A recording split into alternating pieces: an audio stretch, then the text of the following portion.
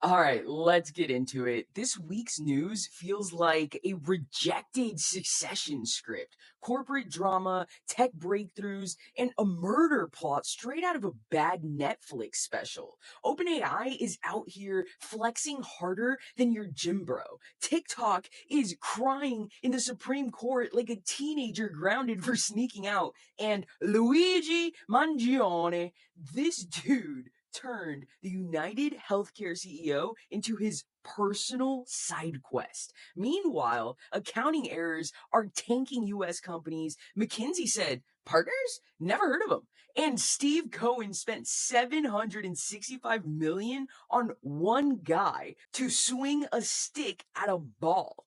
Let's dive in. If you're not laughing by the end of this, I'm refunding your time. Actually, no, I'm not. Let's go. First up, OpenAI. So these guys are treating their updates like they're dropping an album. They called it Shipmas. Shipmas.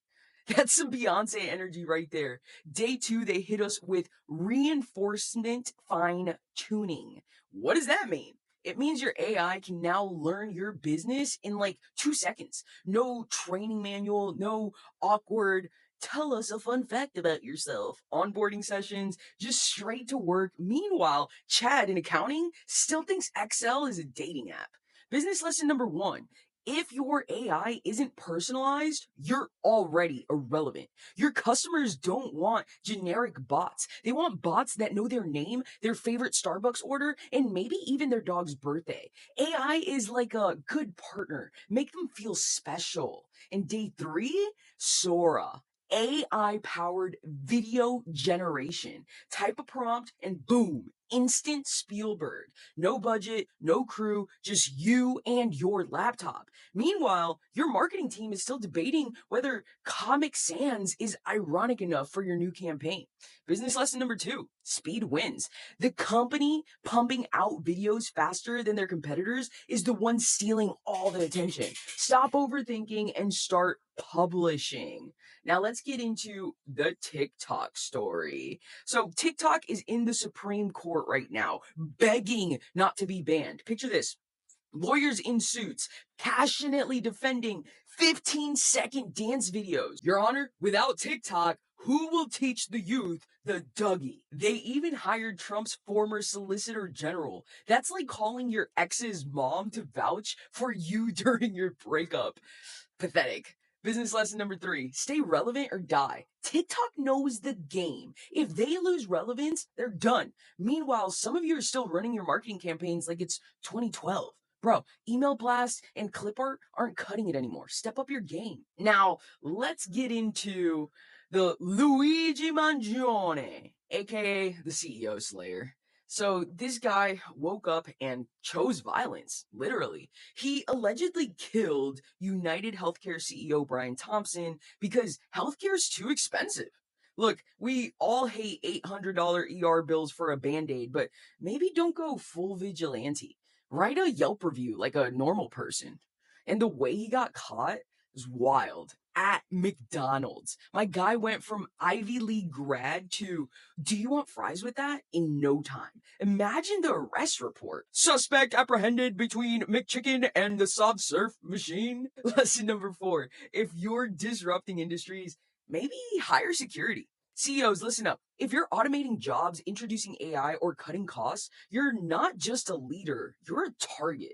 People don't like change. And some of those people, they've got ghost guns and manifestos. And for the rest of you, if you're mad at your boss, try therapy or yoga or literally anything that doesn't land you on Dateline. Another funny part about this was that there was actually a Luigi coin that was launched and hit a 60 million market cap. Pretty fucking wild, if you ask me. This dude did have a manifesto. He had a letter, and it said that companies are continuing to abuse our country for immense profit because the American public has allowed them to get away with it. He also notes that United Healthcare's market capitalization grew while American life expectancy hasn't. The New York Times reported on that.